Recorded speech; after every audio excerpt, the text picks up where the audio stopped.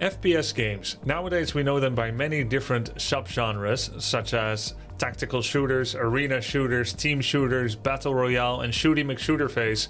But FPS is a big umbrella genre of games that comprise tens of thousands of different games. But which of those games are my all-time favorites?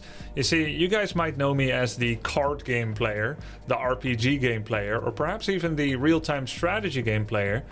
But I've also played a couple of FPS games in my days, and I would like to share with you my top 5. There's so many great games to pick from, but I've assembled my top 5, and at the very end of this video, I've got a secret to reveal as well. So make sure to stick around for that, and if you like the video, of course, give it a sub and a like as well. Let's begin with the first game of all time that I've really enjoyed. Quake, the original Quake from 1996. This is a one-on-one shooter that had some pretty cool single player. I mostly played it single player, and this is where I liked, and I started liking, the fast-paced with amazing graphics, by the way, the fast-paced arena shooter style of play where you run around, you get your power-ups, you get your armor, you get your bonus ammunition, your health pack. Always need the health packs. And then you had like a camera like this from the isometric view. Yeah, just really cool. I played this multiplayer once and I got completely smashed. Just no chance at all. That is not a great feeling. I realized I may not be super good at FPS, but I can still enjoy playing against the AI. This is number 5 for me. Next up, one of my favorites, number 4, Delta Force. I actually just realized when looking up this game that there are new version of Delta Force coming out. Yeah, all the news these days is about a new version of Delta Force coming out that's apparently a bit like Battlefield, which I've never played before. This is a 1998 PC game that we played a lot of. I feel like the graphics were really good. Looking back, it doesn't really seem to hold up because, you know, I can count the pixels. But you see this? You see the absolute range of the sniping going on in this game. The funny thing is, we had, at some point, we used to have only one computer, but eventually we actually managed to have 2 computers in our household of 4 brothers. I'm the youngest of 4 brothers, and we had 2 parents. Usually, children are made from the creation of 2 parents, so that's a family of 6. And at some point, we had a coax cable. A coax cable is this really thick cable that you kind of screw in and then it locks into a port on the back of your computer, and it was a way to get a network between 2 computers directly connected with each other. Coax started becoming such a positive connotation for me because it meant there was going to be some gaming, and this is the first one we were able to play on LAN, one of the first games ever. And this is a very typical representation of what it would look like, except a lot less action, because we only played one-on-one, me against the brother, or another brother against the brother, or me against the other brother.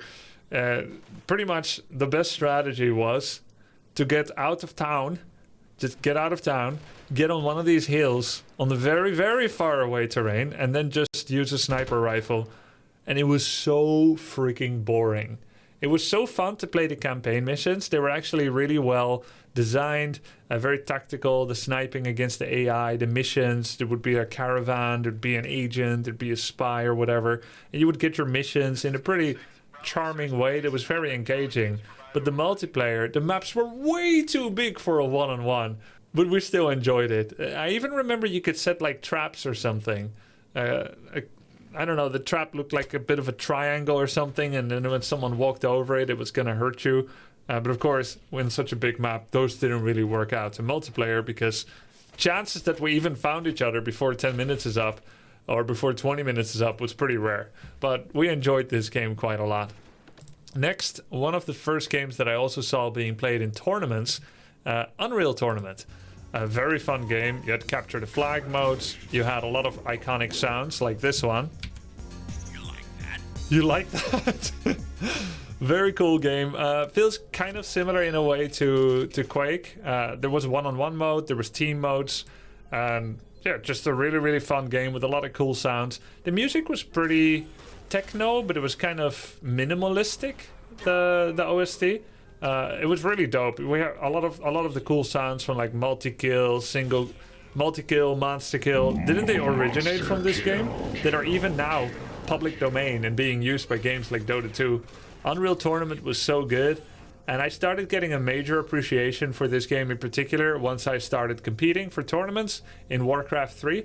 Warcraft 3, of course, is a 2003 game or 2002 game. Unreal Tournament slightly predating it.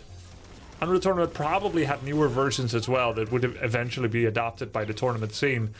But whether it was one Unreal or the other, I always liked it because I felt like there was a lot of similarity in a game like Warcraft 3 and Unreal Tournament. I know that may seem like a bit of a stretch, but at least the Unreal that I was watching in tournaments was one-on-one type of game mode. So there was a lot of mind games, there was a lot of routes about how you walk, where you get your power-ups, and that felt a lot like creep routes to me. How do you do your creep route? Where do you walk to get your power-ups, the bonus items? The timing of when someone can be at some point in the map based on the other objectives that they've picked up along the way.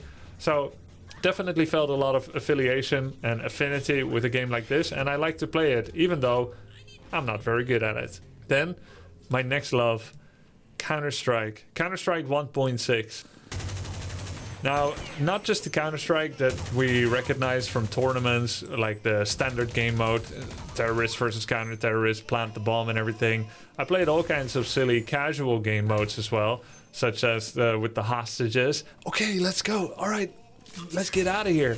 And I like playing on servers where they weren't that good, because I wasn't that good. I'd be happy if I could just get a frag or two. And the way that I usually did that was by hiding in one little corner on CS Italy, which I think has this music.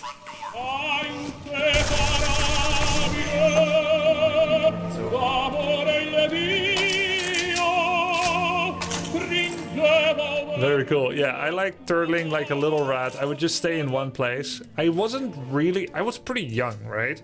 And one of my older brothers was much better at FPS games, so I preferred just watching him play oftentimes. But this was my favorite map of all. I really liked the architecture. I liked how it looked. You could kill the chicken. I usually did. Not a very good play, but I enjoyed it, right? That habit definitely continued when I was playing Warcraft 3, killing all the critters. And I wasn't usually very aware, and I didn't usually care a lot about the global objectives.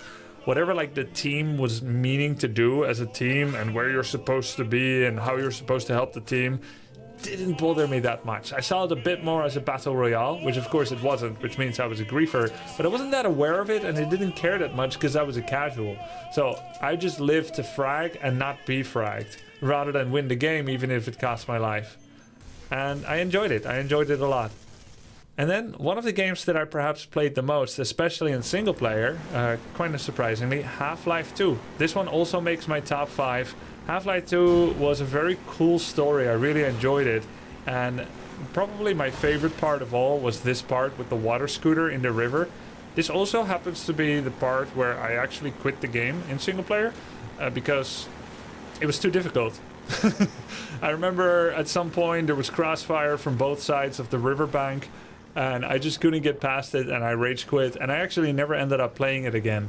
But until this point, I had had so much fun with it. The water scooter was such a cool power fantasy. It was done really well, the mechanics. The story had been really good until then. Overall, just a really good game, and I'm really looking forward to Half-Life 3 if and when it comes out.